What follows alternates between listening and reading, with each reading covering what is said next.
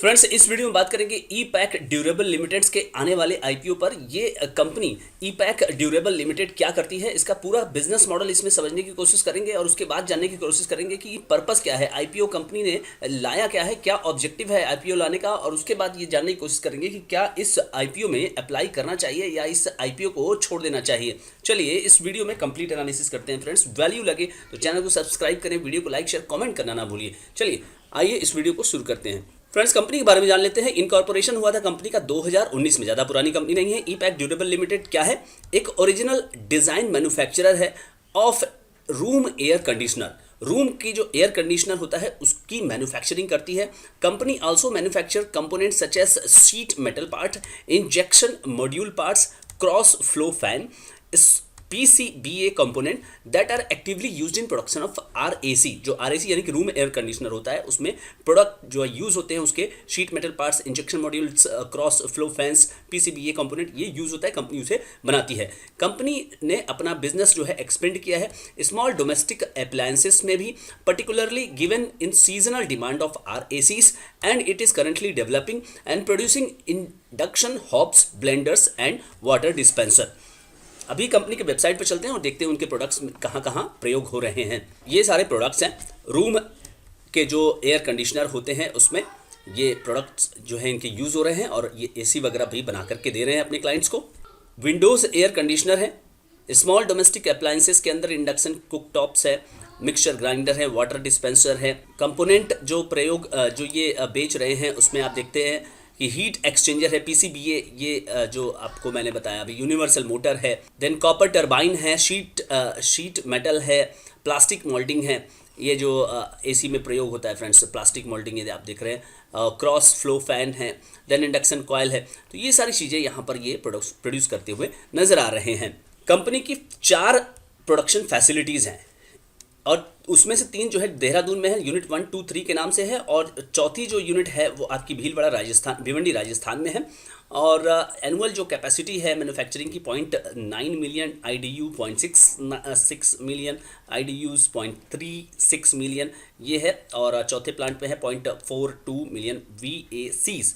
और डिस्पेंसर्स जो है 0.11 मिलियन है, 1.2 मिलियन इंडक्शन हॉब्स है, 0.3 मिलियन मिक्सचर्स देयर कंपोनेंट है। और 31 मार्च 2023 तक कंपनी के पास 734 फुल टाइम एम्प्लॉय थे, यानी कि अच्छी खासी बड़ी वर्कफोर्स इनके पास है, जिसमें कि इंजीनियरिंग है, यूनिवर्सिटी ग्रेजुएट और डिप्लोमा स्टूडेंट्स यहाँ पे काम कर रहे हैं। फ्रेंड्स, बिजनेस को समझने के बाद कुछ फाइनेंशियल्स पर नजर डाल देते हैं। फाइनेंशियल परफॉर्मेंस कंपनी के पिछले 3 साल में क्या रहे हैं? 520 करोड़ रुपए का एसेट्स 31 मार्च 2021 को था, जो कि डबल हो जाता है 1076 करोड़, देन 1464 करोड़, और अभी एसेट्स 30 सितंबर 2023 को 1071 करोड़ रुपए है। रेवेन्यू की बात करें, सबसे इंपॉर्टेंट 739 करोड़ रुपए की रेवेन्यू उन्होंने सेल की, और उसके बाद ये बढ़ जाता है 927 2022 में, और 1524, अगर आप 739 और 1524 की बात करें तो 2 गुना 100% के ऊपर यहाँ पर ये सेल हो जाता है। 616 करोड़ रुपए ये 30 सितंबर 2023 तक का सेल्स है, 6 महीने का। अगर इसमें प्रॉफिट आफ्टर टैक्स की बात करें तो आपको काफ़ी ज़्यादा यहाँ पे मार्जिन आपको समझ में आएगा कि कम है, 7 करोड़ 80 लाख, देन 17 करोड़, यहाँ से ये डबल होता हुआ नजर आ रहा है, और उसके बाद 17 से थोड़ा डबल यहाँ पे। अगर इससे मुकाबले करेंगे तो यहाँ पर 4 गुना के आसपास, यहाँ पे 4 गुना के ऊपर ही यहाँ पर इसका प्रॉफिट आपको जाता हुआ दिख रहा है। 3 साल के अंदर 31 करोड़ 97 लाख। फिलहाल यहाँ कंपनी के परफॉर्मेंस में रेवेन्यू और प्रॉफिट आफ्टर टैक्स यानी कि नेट प्रॉफिट में कोई मैच नहीं नजर आ रहा है। 6 महीने में आप देखिए कंपनी ने सेल्स किया 616 करोड़, और 2 करोड़ 65 लाख उसमें से कंपनी केवल नेट प्रॉफिट रिपोर्ट कर पाई है। नेटवर्थ की बात करें, कंपनी के पास इस समय 778 करोड़ रुपए के नेटवर्थ है, और टोटल बोरोइंग कंपनी के पास 369 करोड़, जो कि लगातार बढ़ती हुई आप देख सकते हैं फिलहाल नज़र आ रही है। 3 साल पहले 238 करोड़ थी, इस समय 369 करोड़ की यहाँ पर बोरोइंग कंपनी के अकाउंट में है। कुछ परफॉर्मेंस इंडिकेटर्स की बात कर ले फ्रेंड्स, तो ROE कंपनी का 14% है, कम है। ROCE 11% है, और डेट टू इक्विटी रेशियो 1.58 है, जो कि थोड़ा सा यहाँ ज़्यादा है। It's a matter of concern. Pre IPO EPS की बात करें तो वो 4.08 है, और पोस्ट IPO में ये घट करके हो जाएगा 0.55। PE की बात करें तो 56 है, ठीक ठाक PE पर यहाँ पे कंपनी रिलीज़ कर रही है, और उसके बाद पोस्ट IPO ये हो जाएगा 415, जो कि अभी फिलहाल जो 2 करोड़ 65 लाख रुपए का आपने देखा नेट प्रॉफिट है, उसके हिसाब से यहाँ पे एनुलाइज किया जा रहा है। अब फ्रेंड्स, कंपनी ने जो कॉम्पिटिटर्स बताए हैं वो कॉम्पिटिटर्स जो है यहाँ पर ऑलरेडी इस्टेब्लिश्ड प्लेयर्स हैं, और अंबर एंटरप्राइजेस उसके नियरेस्ट कंपटीशन में है। 46 उसका ईपीएस चल रहा है, और यहाँ पर जो ईपीएस है वो 4.71 है। तो आप अंदाज़ा लगा सकते हैं कि अंबर और इसमें कितना बड़ा डिफरेंस है।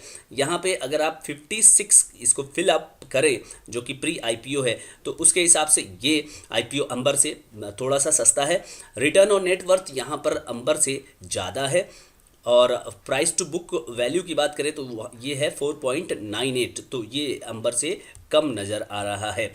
लेकिन आप देख सकते हैं कि अर्निंग में यहाँ पर कंपनी काफ़ी कम है। पीजी इलेक्ट्रोप्लास्ट यहाँ पे 35 के ईपीएस पे है, 67 का पी मल्टीपल है। डिक्सॉन 42 ईपीएस एंड देन 139, ये सबके पोर्टफोलियो में रहने वाला स्टॉक है, काफ़ी पॉपुलर स्टॉक है। तो आप देख सकते हैं कि इसका ईपीएस और पी मल्टीपल खास करके काफ़ी ज़्यादा है। यहाँ पर रिटर्न ऑन नेटवर्थ जो है वो 22 का है। तो आप देख सकते हैं कि यहाँ कंपनी ने पी मल्टीपल जो एनुअल किया हुआ है वो है 23 के FY 23 के हिसाब से यहाँ पे किया हुआ है, और इस साल 6 महीने का परफॉर्मेंस देखेंगे तो यहाँ पे प्राइस टू अर्निंग मल्टीपल काफ़ी ज़्यादा निकल के आएगा। तो वो काफ़ी महंगा इस इशू को बना रहा है। अब कुछ जरूरी डेट्स और कुछ इन्फॉर्मेशन और जान लेते हैं इस इशू से संबंधित। 19 जनवरी को ये आईपीओ मार्केट में हिट होगा। 19 जनवरी से 23 जनवरी तक चलने वाला है। फेस वैल्यू 10 रुपये की होगी, यानी आगे चल करके स्प्लिट होने की संभावना इस इशू में रहेगी। प्राइस बैंड 218 रुपये से 230 रुपये का होगा। 65 शेयरों का लॉट होगा। आईपीओ की जो क्लोजिंग है वो जैसा कि मैंने बताया वो 23 तारीख को रहेगी। अब फ्रेंड्स देख लीजिए, टोटल जो इशू है वो है 640 करोड़ रुपए का। 640 करोड़ रुपए में से फ्रेश इशू जो है वो 400 करोड़ रुपए के हैं, और ऑफर फॉर सेल 240 करोड़ का है। ये 400 करोड़ रुपए पैसा जो है कंपनी के पास जाएगा, और 240 करोड़ रुपए ये प्रमोटर्स जो है वो अपने पास रखेंगे। अलॉटमेंट होगा शेयर का 24 तारीख को, और 25 तारीख को शेयर जो है वो आपके अकाउंट में, अगर पैसा नहीं मिला तो चला जाएगा, पैसा रिफंड हो जाएगा आपको, और अगर मिल गया तो 25 तारीख को आपके डीमैट अकाउंट में क्रेडिट हो जाएगा। और आईपीओ लिस्ट होगा 29 जनवरी को। फ्रेंड्स, जो पैसा मिलने वाला है कंपनी को, उसके लिए वो कंपनी जो है वो कैपिटल एक्सपेंडिचर करेगी अपनी जो मैन्युफैक्चरिंग फैसिलिटीज़ है उसको और बढ़ाने के लिए, और रीपेमेंट करेगी कुछ लोन्स का जो कि आपको कंपनी के उस पर दिख रहे हैं बैलेंस शीट में, और जनरल कॉर्पोरेट पर्पस के लिए उसका उपयोग करेगी। किन इन्वेस्टर्स के लिए कितना रिजर्व रखा गया है आइए देख लेते हैं। QIB कैटेगरी की जहां तक बात है तो उनको 50% यहाँ रखा गया है। रिटेल निवेशकों के लिए 35%, HNI के लिए 15% रखा गया है। एक लॉट के लिए 65 शेयरों के लिए 14,950 रुपये के लिए आवेदन है, और रिटेल में मैक्सिमम 13 लॉट के लिए 845 शेयरों के लिए 1,94,350।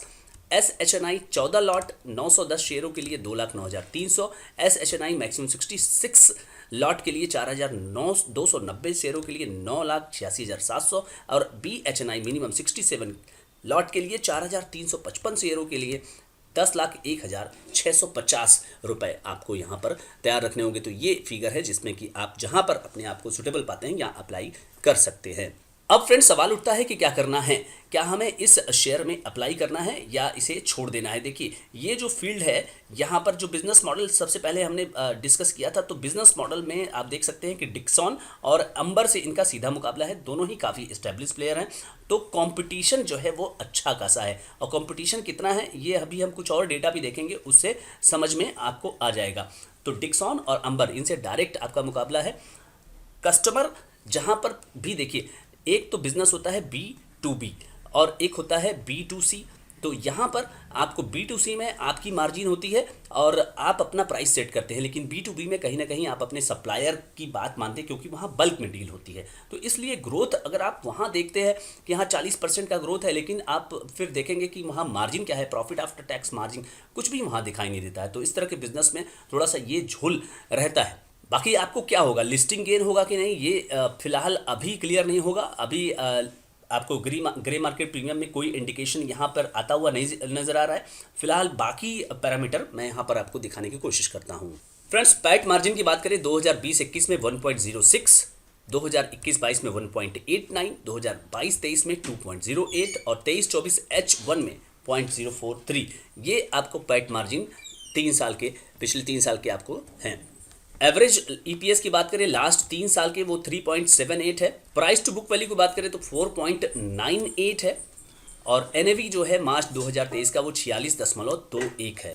एवरेज रिटर्न और नेटवर्थ की बात करें, लास्ट 3 साल का वेटेड एवरेज जो है वो 15.43 है, ये ठीक ठाक है। फ्रेंड्स, इस इशू की जो पी है उसकी अगर बात करेंगे आप तो वो होगी 56.4 और पोस्ट की बात करेंगे तो 415। तो 56 को ही अगर हम फाइनल मान ले, FY23 के हिसाब से अगर फाइनल मान लें तो ये इशू जो है बाकी कॉम्पिटिटर्स के मुकाबले थोड़ा सा इन्होंने रीजनेबल रखने की कोशिश की है। कुल मिलाकर के फ्रेंड्स, मैंने आपको यहाँ पर बिजनेस मॉडल बताया। बिजनेस मॉडल में काफ़ी ज़्यादा कंपटीशन है। प्रॉफिट आफ्टर टैक्स मार्जिन आप देख सकते हैं कि वो काफ़ी कम यहाँ पर नज़र आ रहा है। तो कारण क्या है? साफ साफ है, क्योंकि ओरिजिनल डिज़ाइन मैन्युफैक्चरिंग के सेक्टर में काफ़ी ज़्यादा कंपटीशन रहता है।